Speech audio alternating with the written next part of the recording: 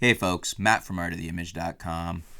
You've heard me say that I think Canon is behind the ball, especially in regards to where they used to be. They used to be the king of sensor technology. They certainly aren't now. They're just kind of barely keeping up.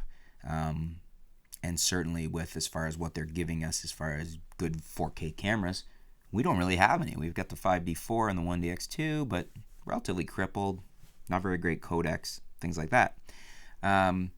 So the question is, and what a viewer wrote in and postulates, is that generally accepted?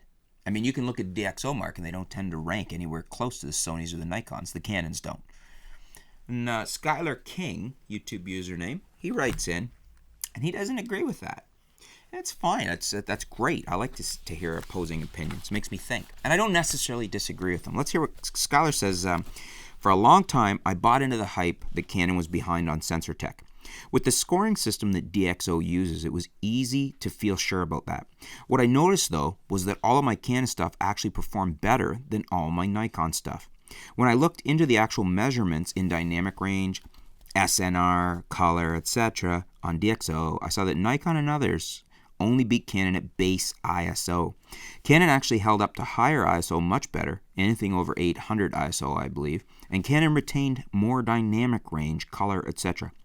Then I discovered DP Review's sample photo comparisons.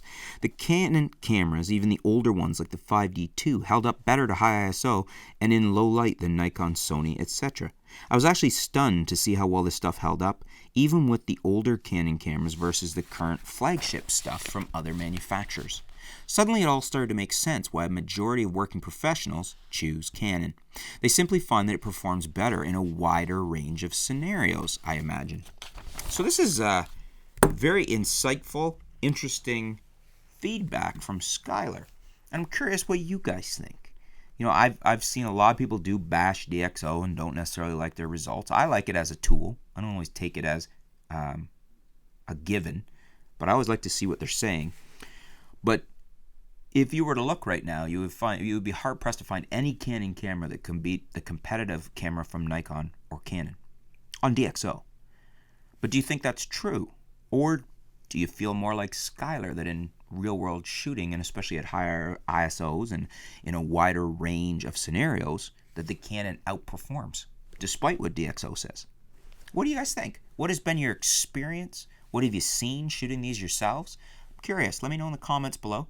I would say that now, definitely in photo, the 5D4, the 80D, the M5, I would say Skylar's got, I wouldn't necessarily argue with them. I think perhaps Nikon and Sony maybe still have an edge, but it's very close now. Canon has caught up.